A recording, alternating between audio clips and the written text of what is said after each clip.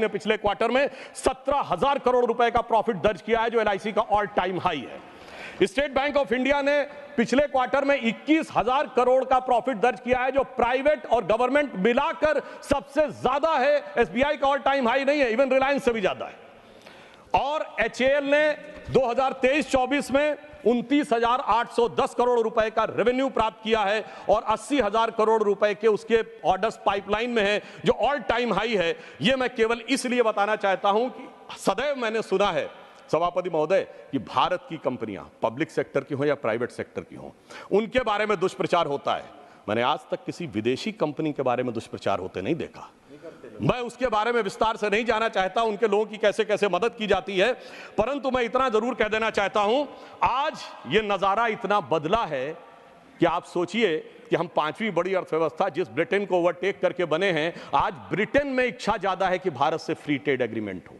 हम लोगों के बचपन में सभापति महोदय ये कल्पना नहीं की जा सकती थी कि ब्रिटेन की इच्छा ज्यादा होगी, वहां इस बात के लालसा अधिक है कि भारत का वो हो। परंतु मैं एक और बात कहना चाहता हूं, हमारे विरोधी कहते हैं कि डॉलर के प्रति कीमत कम हो गई। मुझे लगता पता नहीं वो किस जमाने में जी रहे हैं। वो दिन गए जब डॉलर वर्ल्ड की हार्ड करेंसी हुआ करता था। मैं कोट करना चाहता हूं, अब धीरे धीरे वो स्तर डॉलर का हट रहा है। इसी वर्ष मई 7 को आईएमएफ की फर्स्ट डिप्टी मैनेजिंग डायरेक्टर ने कहा है, उनका लंबा स्टेटमेंट नहीं, अंतिम का वाक्य बताना चाहता हूं, in sum the international monetary and the reserve system continues to evolve. The patterns we highlighted earlier were gradual movement away from the dollar dominance and rising role of the non-traditional currencies of the small, open and well-managed economy. और आगे मैं कहना चाहूंगा, enabled by new digital trading technologies remain intact.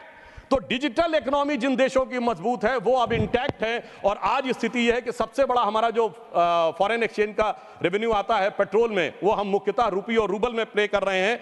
18 देशों के साथ अब रुपए में ट्रेड की बात फाइनलाइजेशन स्टेज में है और नेपाल भूटान से तो हो भी रहा है। तो मैं कहना चाहूंगा, हमारे लखनऊ में महोदय कहावत होती, अमा मियाँ वो दिन लद गए जब उस्ताद लल्लू का फाख्ते उड़ाया करते थे। तो मैं कहना चाहता हूं, अमा मियाँ वो दिन लद गए जब रुपया डॉलर की लैला हुआ करता था, कि एक उनके सर के पीठ पे बेत पड़ता था तो निशान यहां बन जाते थे। अब मोदी जी के नेतृत्व में रुपया एक नए प्रभाव के साथ आगे उभरता हुआ नजर आ रहा है। एक आरोप बजट के दौरान उन लोगों ने लगाने का प्रयास किया प्रोडक्ट एम्प्लॉयमेंट लिंक्ड स्कीम के ऊपर, कि जैसे कोई हमने उनकी नकल करने का प्रयास किया है।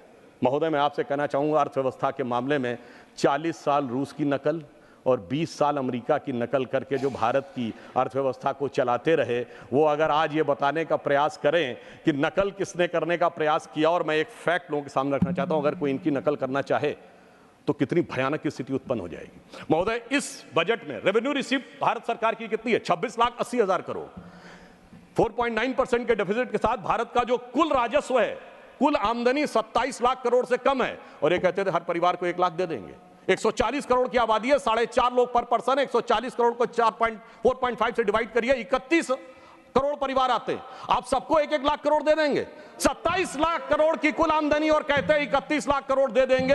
यह दर्शाता है कि यह हकीकत और किस प्रकार का भ्रम और भय फैलाने का प्रयास करते हैं। और इसीलिए मैं कहना चाहता हूं, ये कहते थे ना खटाखट 8,500 देंगे। मैं कहना चाहता हूं, यहां सत्ता में आए हो, दीजिए ना, कौन रोक रहा है? आप राज्यों में भी सत्ता में हैं, चलिए राज्यों के पास पैसा कम है तो 6,500 ही दे दीजिए। मैं याद दिलाना चाहता हूं महोदय, जब हम विपक्ष में थे, मध्य प्रदेश में हमने लाडली बहना योजना तो अभी लागू की, लाडली लक्ष्मी योजना लागू करके दिखाई थी विपक्ष में रहते हुए। हमने गुजरात में 10% विकास दर और कृषि विकास दर करके दिखाई थी।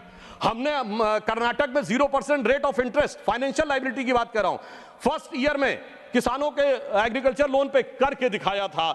इसलिए ये करने में नहीं, किसी भी प्रकार का हल्ला मचाने में अधिक रुचि रखते हैं। और मैं इस बजट की एक और प्रशंसा करना चाहूंगा कि भारत की पहचान और सांस्कृतिक विषय को किस प्रकार से आगे बढ़ाना चाहिए, इसके लिए नालंदा, बोध गया और उड़ीसा के लिए जिस प्रकार के धन का आवंटन किया गया है, वो बहुत प्रशंसनीय है। हाँ, ये जरूर कहना चाहूंगा, अभी हमारे मित्र इमरान प्रतापगढ़ी जी बोल रहे थे, तो मैं कहना चाहता हूं, हम तो भारत की पहचान उठाना चाहते हैं, मगर इन लोगों के अरमान हमेशा पहचान छुपाने वालों के साथ ही क्यों लुके रहते हैं? ये जिस पहचान की बात कर रहे हैं, तो मैं कहना चाहता हूं महोदय, आज विपक्ष कहता है कि इस देश में हर एक व्यक्ति के जाति की पहचान होनी चाहिए। और जाति का सर्टिफिकेट